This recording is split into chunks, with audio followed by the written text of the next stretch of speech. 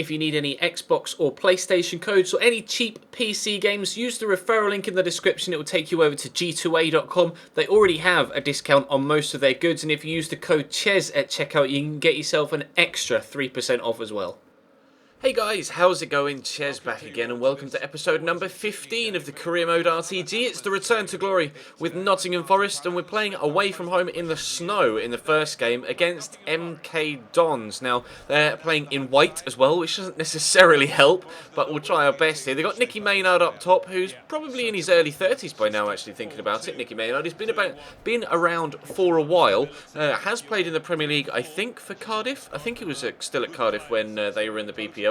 But he's never really made a name for himself any higher than the Championship. But he has been a very solid Championship level striker for a few years, so we're going to have to keep our eye on him. Eric Lehigh, though, scored a good goal from us from right back in the previous episode, and he's being involved again here. Gets it to Tyler Walker, continues his run forward. Eric Lehigh on his left foot, he scored again. Our wing back is seemingly our best goal scorer right now. We're 1-0 up away from home in the snow after 4 minutes. Couldn't have asked for a better start, to be completely honest. But then it was MK Dons' turn to push forward themselves. Gomez down the right hand side, as you can see, takes it under control really nicely, twisting and turning, and then gets it into Reeves in the middle. Really pinpoint accurate pass to split my defence, and then you just a simple finish from the edge of the 6-yard box. It's 1-1. Free kick from Chris Cohen. Keeper seemingly didn't even pay any attention to it until it was right in front of him, and then it was, in the end, a very good reaction save down low to his right-hand side. We'll take the corner, though, try and get ourselves a goal to go in front, and cannons back off the crossbar from the header. Unfortunately, as we head into the second half, we're on level terms and not 2-1 up. Eric Lehigh involved again down the right-hand side. Great ball down towards Chris Burke, who I'm thinking about replacing in the upcoming January transfer window. We'll get to that later on in the episode, but Chris Cohen with a shot well blocked by the defenders. Unfortunately, that tamely went out for a corner which nothing came from. You can see the snow is getting heavier. We made a triple substitution. Ryan Mendes, Jonathan Williams and Ben Osborne coming onto the pitch to hopefully give us fresh legs in a variety of different positions and give us the confidence and just general, air in our lungs to be able to push on and get an extra goal to get the win. Ali Adnan goes on a great run. It hits the post. Shot comes in and it deflects off Maxwell Cornet, who is just about onside to give us a 2-1 lead and a 2-1 win. A stroke of luck as the substitutes come on and make the difference. In fact, it may not even have been the substitutions that made the difference. It was Ali Adnan being switched from the left wing to the right wing to cut inside on his left foot that made the difference. So perhaps technically maybe it even was the substitutions that made the difference, because it was them that made Ali Adnan switch wing. It's very complicated. We're coming into the second game, though, against Huddersfield Town at home in a game that we really should be picking up a decent victory in. Huddersfield aren't the strongest of sides in the Championship. They're struggling in real life this year, and they're not doing very well this year in this series either. They've got Mustafa Cariolo on the left-hand side, brought him in from Middlesbrough, and Sean Scannell on the right is a player that we did look at the beginning of the series to potentially have a new player at right wing, but in the end we went with Sam Byron from Leeds. They're keeping possession, very calm at the back, and then Jed Steer does something completely stupid.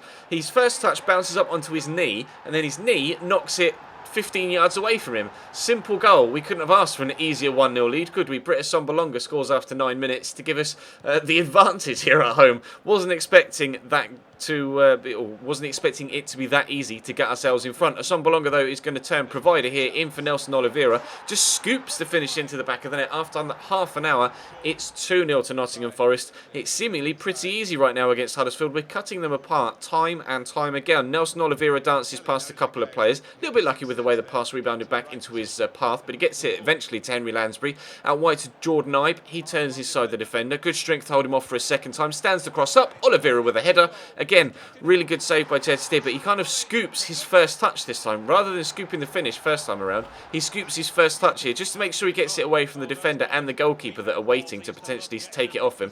And then it's just a simple case of side-footing it into the back of the net. Oliveira with 2, Sombolonga with 1. It's Nottingham Forest 3, Huddersfield 0. We're not even done with the first half yet. Panios down the left-hand side into Ibe again. Got himself technically an assist, perhaps, so far, even though it took 2 bites of the cherry for Oliveira to get himself his second goal. Only 1 attempt, though, to get his hat-trick.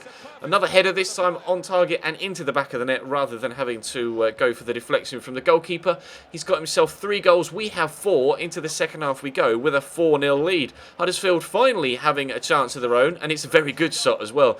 drew a very good save out of Doris de Vries. A lot of power behind that one, and it needed a top save to keep Huddersfield out. They're coming forward again. Are they maybe going to get themselves one back here? It may only be a consolation goal, but it would be, you know, putting the game into a little bit of a conundrum for us. Do we attack and try and finish them off, or do we just leave it at 4-1 and we're quite happy there? They weren't able to make it 4-1 through Sean Scannell, and his shot flashed wide. It was a nice move actually, but would have been a very good goal if it had swept it home into that bottom corner. Not able to do so though. Brett Assombalonga squares this across to Jordan Ibe. Great first touch, and that would have been a gorgeous finish. If he could have just dinked it up into his own path and then side-footed that into the stanchion, that would have been one of the best goals we've scored all series. But unfortunately for him, it didn't end up going into the back of the net. Panios into Renato Sanchez though. Across to Nelson Oliveira, so much space for Chris Burke. Turns inside on his left foot into the back of the net. 5-0 to Nottingham Forest at home against Huddersfield. Still 12 minutes left to go though, and there are 9 of those 12 left when Nelson Oliveira breaks through their midfield line. Britt Assombalonga peels off the back of the defender, turns inside the second man, into the box, brushes past him, side foot finish, 6-0 in the 84th minute. Britt Assombalonga gets his second goal of the game to give us a very comfortable lead here. Whitehead out to Scannell. Are Huddersfield going to get themselves that consolation goal? They look like they might do when it was 4, when they could potentially have had a comeback. But at 6, Naki Wells heads the ball straight at the goalkeeper. He backpedaled and almost took it over his own line, but in the end it was a simple save. Jordan Ibe in the box, turning inside, lays it across to Assombalonga. It's 7th heaven for Nottingham Forest. It's a hat-trick for Assombalonga. It's a hat-trick for Nelson Oliveira. Absolute scenes. 2 players get a hat-trick in the same game. That's the biggest win, not only of this series, but of FIFA 16 as a whole, as Oliveira leaves the pitch with the match ball. A little bit harsh, although technically I guess he got his hat-trick first, so he gets that match ball, and then Britt Assombalonga will have to make do with a secondary match ball because they both got hat-tricks. So we come into the next game against QPR, who are actually within touching distance of us in, well... quite possibly the best form we've ever been in after a 7-0 home win. It's away from home though, and Loftus Road isn't the easiest of places to go to, and they have a strong side, although they're playing Leroy Fer out wide on the left. Charlie Austin up top though, Alejandro Faulin, their captain, in the middle, so it's not going to be an easy game. They've still got Rob Green in goal. Jamie Mackey's involved as well. You can see our starting lineup, rather unsurprisingly, with the same 11 that played against Huddersfield Town. Sam Barham at right back, Panios, Bashali and Jack Hobbs at the back. Our 2 hat-trick heroes, Assombalonga and Nelson Oliveira up top. Now, 7-0 in one game. You'd like to think that you can carry that over immediately into the next game. Henry Lansbury plays Britt Assombalonga in behind, and then he finishes it off. We have carried the form into the next game. 4 minutes in, it's 1-0 Nottingham Forest. Are we potentially looking at another massive victory here? Samba Diakite plays a nice little 1-2 into Jamie Mackey, who strikes it off the inside of the post. Maybe it won't be quite so easy against another side playing in blue and white here. QPR on the ball again, half an hour in. This is around about the time we scored our second. There are 2 balls on the pitch again. Alejandro Faulin goes down in the box rather tamely, and the referee points to the spot. Now, last time there were 2 balls on the pitch, we conceded a goal against Burnley. That's a really tame penalty as well. It's just a clashing of hips. There's no foul in there. Faulin drops to the floor. Penalty to QPR. He scores the goal. Charlie Austin with a cheeky little dinked penalty. 2 balls on the pitch. We concede a goal again. It's 1-1 after half an hour. Already they've done better than Huddersfield. What's going to happen for the rest of the game? We were almost 4-0 up by this point in the other one. Charlie Austin gets so lucky with the way that breaks to him. He runs into his teammate. It just drops free, and a deadly finish from the Englishman. Somehow in real life nobody's picked him up yet. I'm tempted to say that he might leave QPR in the January transfer window that's around the corner in real life, with it around the corner from the January transfer window in this series, and Charlie Austin now gets a hat-trick here. Maybe we should look at him in the January window in this series as well. Fantastic couple of strikes as well as the dinked penalty to give Charlie Austin a hat-trick. So 3 players with hat-tricks in today's episode. Unfortunately, only 2 of them are our own. Renato Sanchez draws a good save out of Rob Green. He can only palm it onto the post there. Chris Burke gets taken out. Not sure whether the defender got much of the ball there or not. Must have gotten something on it for the referee not to give a penalty. Assombalonga through to Oliveira, then he hits the post and it bounces back to Rob Green rather kindly, although actually I think Nelson Oliveira was offside when the ball was played through to him from Britt Assombalonga.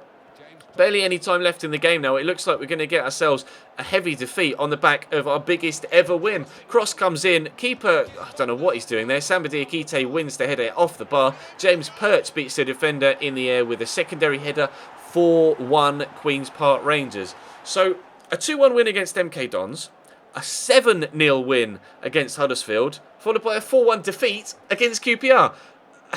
If ever you wanted inconsistency, that was it. That drops us actually out of the automatic promotion spots. QPR leapfrog us, go from 4th to 2nd, and we drop from that 2nd spot down to 3rd. We're still within touching distance of them, though, only a point behind, but Hull City now have a 6-point lead over us and an out-and-out 5-point lead at the top of the table. They've lost more games than QPR and the same amount as us, but they've just won 15, whereas we've drawn 3 more than them. So that's the difference between the two of us right now. We are solidly inside the playoffs, though, by 4 points. So hopefully we can stay within those playoff positions and push for that 2nd automatic spot. Maybe even, if we can strengthen quite well in the January transfer window, maybe even we could push for that top of the table spot. Time will tell. That's going to bring today's episode to a close, though. Thank you very much for watching, guys. Hopefully you had a great Christmas day yesterday and you've enjoyed your Boxing Day as well. Hopefully your team that you support has won over their games this weekend. I presume, actually, that most teams will play today and Monday,